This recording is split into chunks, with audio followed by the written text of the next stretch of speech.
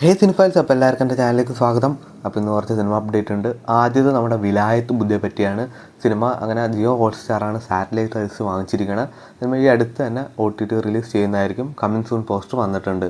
അപ്പോൾ തിയേറ്ററിൽ ഒരു ഫ്ലോപ്പായ ചിത്രമാണ്. എന്തായാലും നമുക്ക് OTT യിലേക്ക് വേണ്ടി വെയിറ്റ് ചെയ്യാം. അടുത്തതും ഒരു OTT വാർത്തയാണ്. കാന്ത എന്ന തമിഴ് തെലുങ്ക് ഭാഷയിൽ വന്ന ഈ ദുൽഖർ ചിത്രം അങ്ങനെ OTTയിലേക്ക് വരുന്നതാണ്. ഈ മാസം 12-ാം തീയതി നെറ്റ്ഫ്ലിക്സിലൂടെ റിലീസ് ചെയ്യുന്നതായിരിക്കും. സിനിമ ഏകദേശം 28 ദിവസമാണ് തിയേറ്ററിൽ ഓടിയത്. ഇനി എല്ലാവരും കാത്തിരിക്കുന്ന ഒരു സിനിമയുടെ അപ്ഡേറ്റാണ് ബബ്ബബ്ബ. നമ്മുടെ ദിലീപിൻ്റെ കേസ് ഇന്നലെ സോൾവ് ആയിരുന്നു. ദിലീപ് അങ്ങനെ കേസിൽ പ്രതിയെല്ലാം തെളിഞ്ഞിരിക്കുകയാണ്. അതിൻ്റെ അഭിപ്രായങ്ങളൊക്കെ നിങ്ങൾ കമൻറ്റ് ചെയ്യുക. നമ്മുടെ ബബ്ബബ്ബയിലേക്ക് വരുമ്പോൾ സിനിമയുടെ അപ്ഡേറ്റ് ഇതുവരെ യാതൊന്നും വന്നിട്ടില്ല. നമ്മുടെ ബബ്ബബ്ബയുടെ ഡബ്ബിങ് ദിലീപ് കഴിഞ്ഞ ദിവസമാണ് തീർത്തത്. അതിൻ്റെ ഒരു ഡിലേ ഉണ്ട്. കാരണം ദിലീപ് മറ്റ് സിനിമയുടെ ഷൂട്ടിങ്ങിലൊക്കെ ആയിരുന്നു. പിന്നെ ടീസർ ഈ മാസം 10-ാം തീയതി വരുന്നുണ്ട്. ചെറിയൊരു റിപ്പോർട്ട് കിട്ടിയിട്ടുണ്ട്. അതിൽ നമ്മുടെ ലാലേട്ടൻ്റെ ചെറിയൊരു സീനും ഉണ്ടാവുമെന്നും കേൾക്കുന്നുണ്ട്. ഉറപ്പില്ല. എന്തായാലും ബാക്കി അപ്ഡേറ്റിന് വേണ്ടി വെയിറ്റ് ചെയ്യാം. എന്തായാലും സിനിമ 18-ാം തീയതി തന്നെ ഇറങ്ങുന്നു എന്തായാലും ഉറപ്പാണ്. കാരണം സിനിമയുടെ റൈറ്റർ അത് ഉറപ്പിച്ചിട്ടുണ്ട്.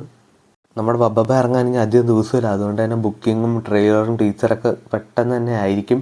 അപ്പോൾ അപ്ഡേറ്റ് ഈ ആഴ്ച തന്നെ എന്തായാലും അവർ തരുന്നതായിരിക്കും. അപ്പോൾ എന്തായാലും നമുക്ക് അപ്ഡേറ്റിന് വേണ്ടി വെയിറ്റ് ചെയ്യാം. അടുത്ത അപ്ഡേറ്റ് നമ്മുടെ മോഹൻലാൽ നായകനാകുന്ന വൃഷഭ് എന്ന സിനിമയെ പറ്റിയാണ്.